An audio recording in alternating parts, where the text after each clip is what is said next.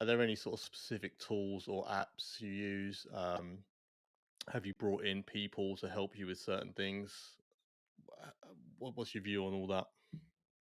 I think, depending on the throughput.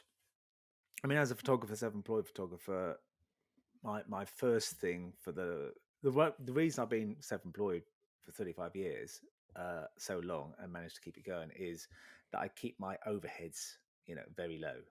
Okay. Because I always remember when I was a photographer assistant, he had a studio and he never went on holiday. So I said, "Why don't you go on holiday?" He said, "Well, for a start, if I went on holiday, I don't get holiday pay, so I'm Mhm. losing money there if I go away for a week. Yeah. And also, there's a week I'm still paying for the, studio hire, for you, for other stuff. So I've lost out twice, if you like. So so that's that was his excuse for not going on holiday.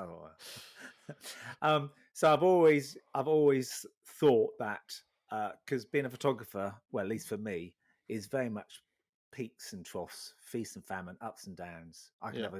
I can have a good week, I can have a good month, I can have a good year, but then also I can have a bad week, bad month, bad year. So Yeah. it's trying to keep it, so when you're not busy, you are not, hemorrhaging money, which I would be if I had a full-time assistant, or if all the work I got was sent out.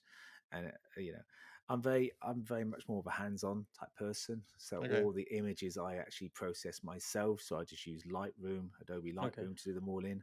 Um, I, I, I probably could send them out, but then again, when I look at a picture, I know I did a shoot the other day. I took 1,100 pictures and I thinned them down to 250, and that was just down to my, deciding I like this picture, I don't like this picture.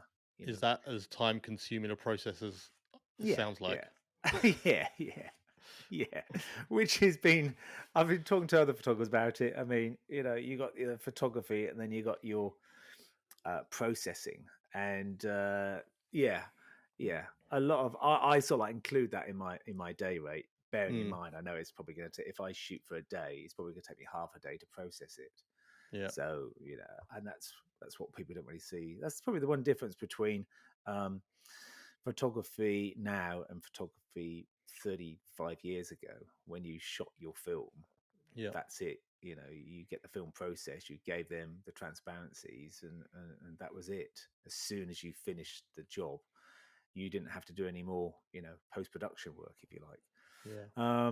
With digital, no, you go shooting for a day, and then you have to process all those pictures and look at them and tweak them and all of that. So I still do that. So I could streamline it more, but to be fair, I do enjoy it. I do enjoy the process of actually going through there, because you still, on a shoot, when you're shooting lots of people, you shoot it, you check in the camera, yeah, it looks okay. But then actually, when you come back and look at it on the screen, every Yeah. now and again you go, wow, that's a good picture. That is a gem. That's Yeah. a top draw. That one is, God, yeah. And I enjoy those moments. Or I say, no, that one's terrible. Get rid of that one.